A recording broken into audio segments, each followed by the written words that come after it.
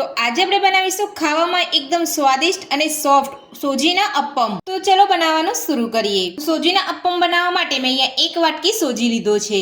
તો સૌથી પહેલા આપણે સોજીને એક બાઉલની અંદર લઈ લઈશું। સાથે જ આપણે અડધી વાટકી દહીં લઈશું। સાથે જ અડધી વાટકી જેટલું પાણી ઉમેરીશું। બધું જ મિક્સ કરી લઈશું। તો જ્યારે પણ તમે અપ્પમ બનાવો ત્યારે તમારે આ રીતનું માપ રાખવાનું છે। જો તમે આ રીતના માપથી તમે અપ્પમ બનાવશો તો તમારા અપ્પમ એકદમ સોફ્ટ અને ટેસ્ટી બનીને તૈયાર થશે। તો પાણી અને દહીં ઉમેરીને આપણે સોજીની અંદર સરસ મિક્સ કરી લીધું છે। તો હવે આપણે તેને ઢાંકીને 15 થી 20 મિનિટ માટે રહેવા દઈશું। તો આ રીતે આપણે સોજી અને દહીં સાથે મિક્સ કરી અને પલાળી રાખવાથી આપણો સોજી એકદમ સરસ રીતે ફૂલી જશે। તો 15 થી 20 મિનિટ જેટલો સમય થઈ ગયો છે। તો હવે આપણે ચેક કરી લઈશું। તો સોજી આપણો અહીંયા સરસ ફૂલી ગયો છે। તો હવે આપણે તેની અંદર વેજીટેબલ ઉમેરીશું। સૌથી પહેલા ઝીણી સમારેલી ડુંગળી ઉમેરીશું। ઝીણા સમારેલા કેપ્સિકમ ઉમેરીશું। ઝીણા સમારેલા ટામેટા ઉમેરીશું। ઝીણા સમારેલા લીલા મરચાં ઉમેરીશું।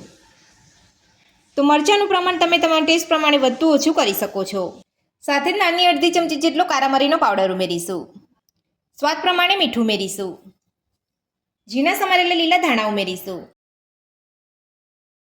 બધું સરસ મિક્સ કરી લઈશું।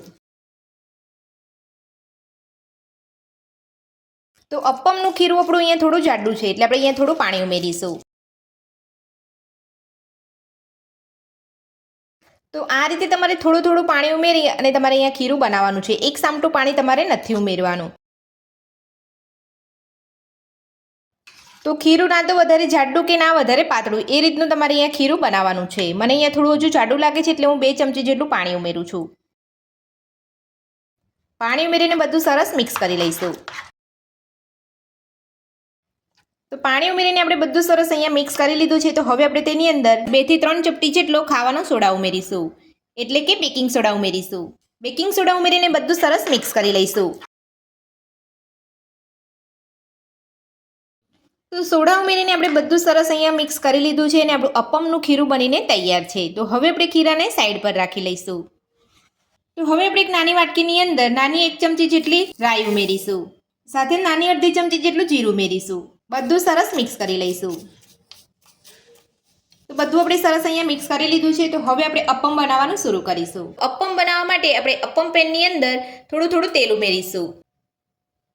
તો આ રીતનું થોડું થોડું તેલ ઉમેરી અને તમારે તેલ અહીંયા ગરમ થવા દેવાનું છે। તેલ આપણું ગરમ થાય એટલે આપણે જે રાઈ અને જીરું મિક્સ